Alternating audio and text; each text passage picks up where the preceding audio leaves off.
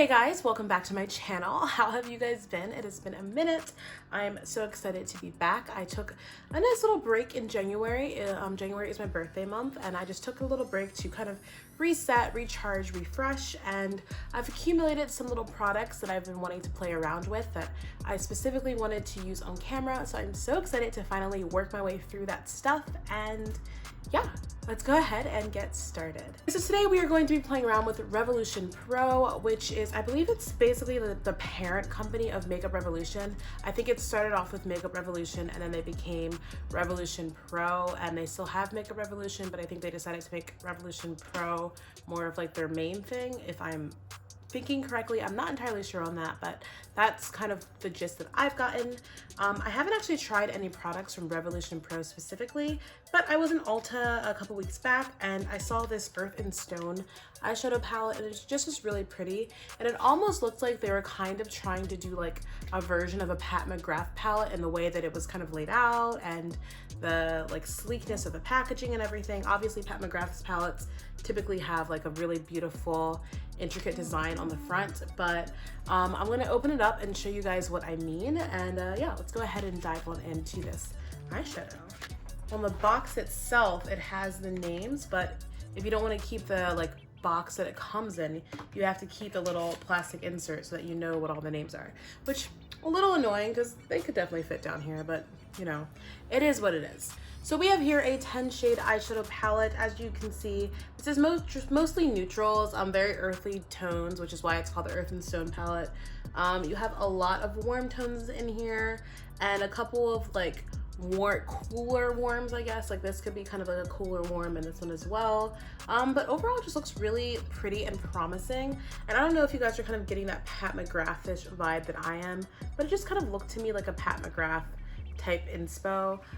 This shade, I feel like it's not really picking up on camera, but in person this shade is very like pinky, like it reflects very pinkishly, and it just kind of reminded me of just how Pat's shadows kind of reflect in pan. So I want to go ahead and swatch all of these for you guys first, and then we're going to go and just do an eye look. I think I want to kind of keep it more neutral today anyway, because this is obviously a very neutral palette. And yeah, then we're just gonna move along with the makeup. So let's go ahead and get started on the swatches. So from the top row over, going left to right, we have the shades Nougat, Sand, Lagoon, Majesty, and Ore. So second row, again going left to right, we have the shades Nuit, Timber, Ground, Turf, Barely There. Let's go ahead and try these out. The black and the brown in particular look extremely promising, so I am very intrigued to try these out and see how they wear and apply on the eye. All right, so I have spot cleaned my brushes, and now I'm just going to go ahead and start with this shade Ground, which is this light pinky shade. I personally, wow, a lot of like shadow just fell off onto me from that Barely There shade. All right, anyway, I personally would prefer to have like not so much satiny brown, but more like a matte brown to kind of go in, that's not quite as deep as Timber.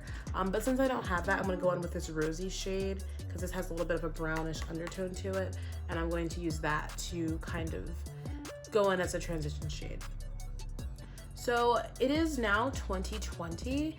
How are we feeling about this new year so far? I'm enjoying this new year. It has definitely come with its challenges already, but I feel like 2020, I just have such a positive feeling about this new year, and I'm very excited to see what it brings, even though obviously some really sad things have happened to kick off the new year. As I'm filming this is a couple of days actually after the news about Kobe Bryant and his daughter Gianna, their tragic passing, as well as the other passengers that were on the plane with them, the helicopter with them. So we've had a lot of sad things. There's a earthquake that hit in the Caribbean. There's just been different things happening around the world to different people, and it's kind of crazy to think that we're like all excited about this new year. There were fires in Australia. There's so much happening, but I still have hope for this new year because I think that what has jump started this new year, a lot of like loss and sadness and devastation. I think that from that, a lot of people are like really doing a big call to action to be more present and to be more loving and to be more caring about our earth, our environment, the people here on earth with us. And I really am hopeful for this year. I really think that this year is going to yield a lot of love, a lot of change. It's going to inspire people to really just try to live the best life that they can and try to make sure that other people can live the best life that they can as well.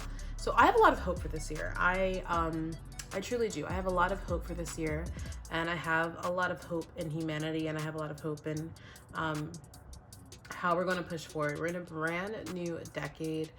There are so many opportunities, so many goals people have set. I'm one of those people where I believe in sharing my goals, but I only believe in sharing goals with people that I know are going to pray for me and not against me. So that means that people that are going to really support me, be there for me, really help me in whatever journey I have.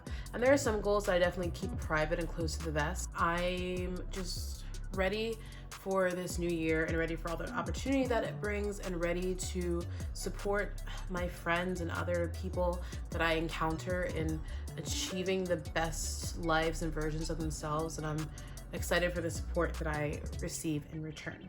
And we're going to pick up this brown shade, this deeper brown shade, Timber, and we're just going to follow along kind of where I already set down that color.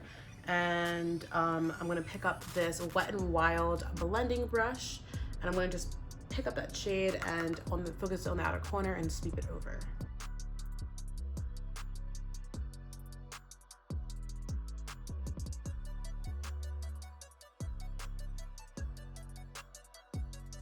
I'm picking up that same brush that I used to blend out the ground color, that pinky color.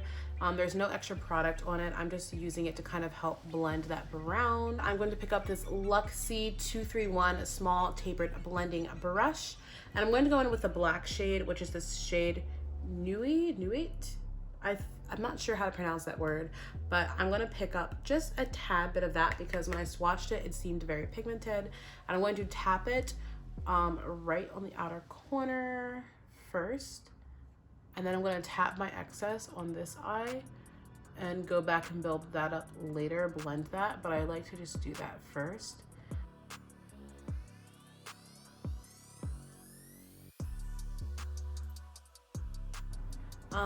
I'm noticing, I don't know if it's just me, because sometimes this happens, or if it is the shadow. There's a little bit of patchiness right out here. I'm going to try and work past that and keep it going. I'm going to go in with the black again. I want to pack a little bit more on my brush, tap off the excess, and try to just lay it down.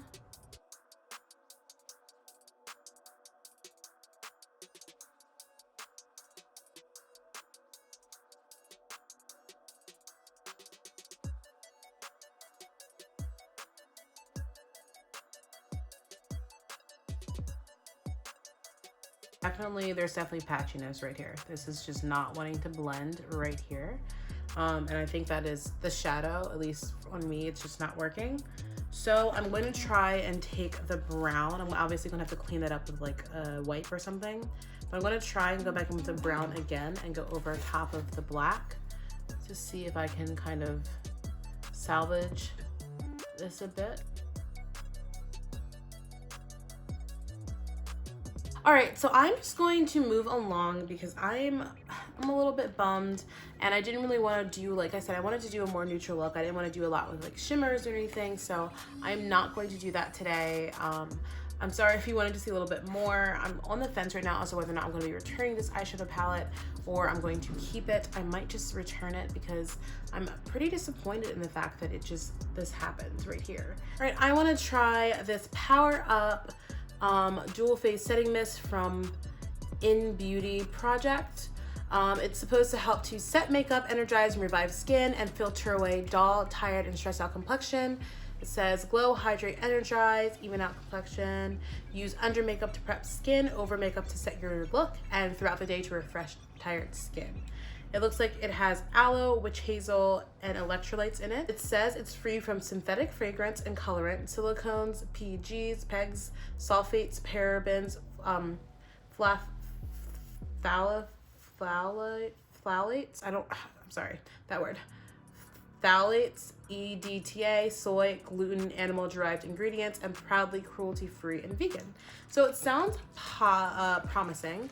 I am going to shake this up. It's this really cool little blue thing in here.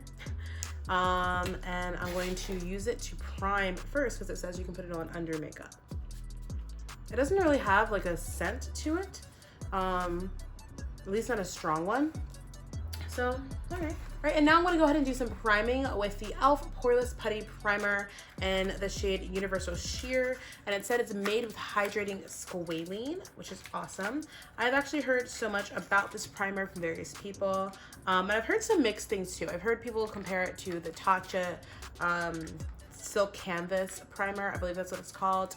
And I've heard some people say that it's not as good as the Silk Canvas Primer, while other people have said that it's an exact dupe for it. So I don't know, I've never used a Tatcha one, but I am very curious to try this one because I've heard such good things about it.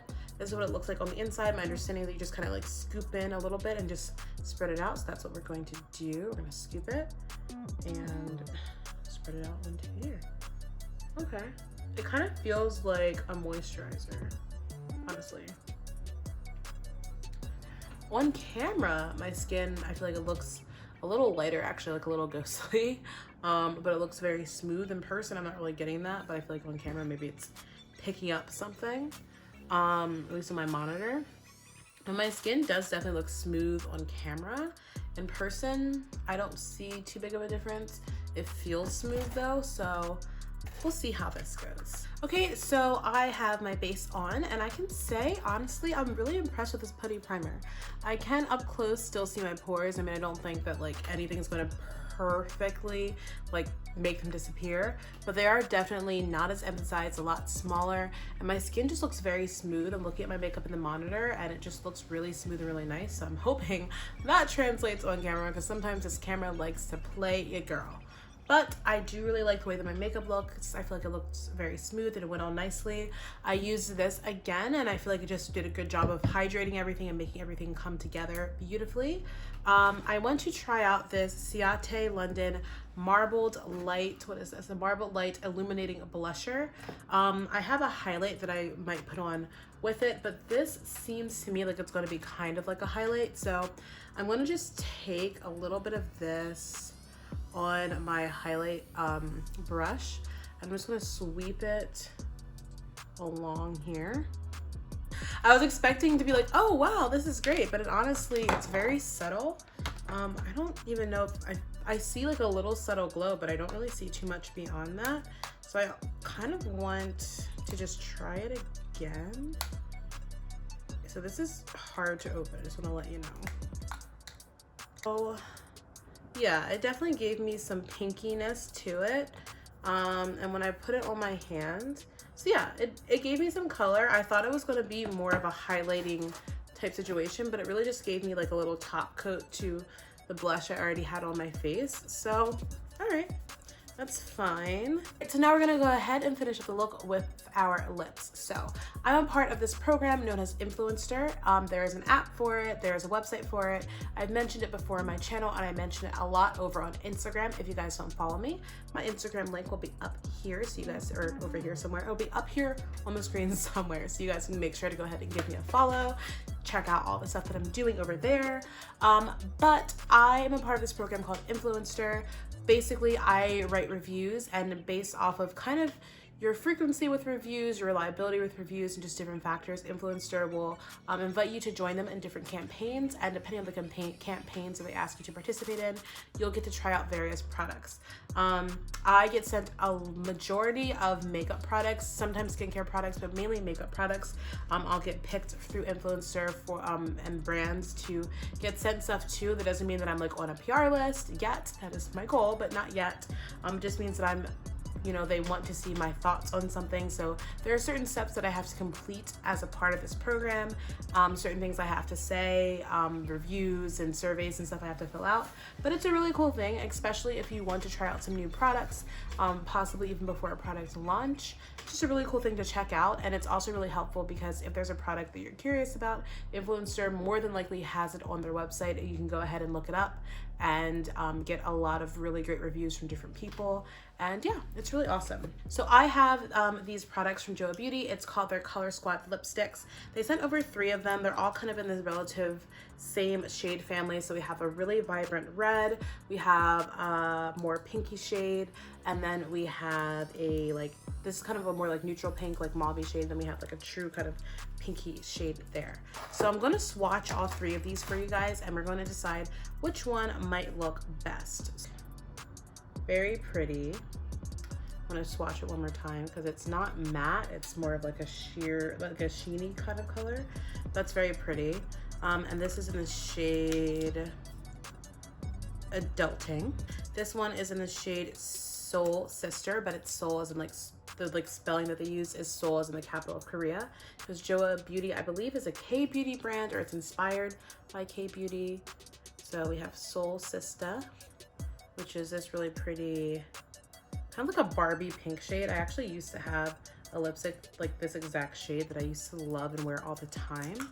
Swipe Right, which is this kind of more of like a dusty rose mauve shade, I guess. I guess more of a dusty rose.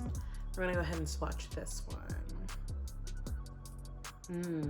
I think I might go in with this shade for today. I'm going to take just my typical ColourPop BFF 3 lip liner, line the lips, and then we're gonna pop the lipstick on top and see what happens.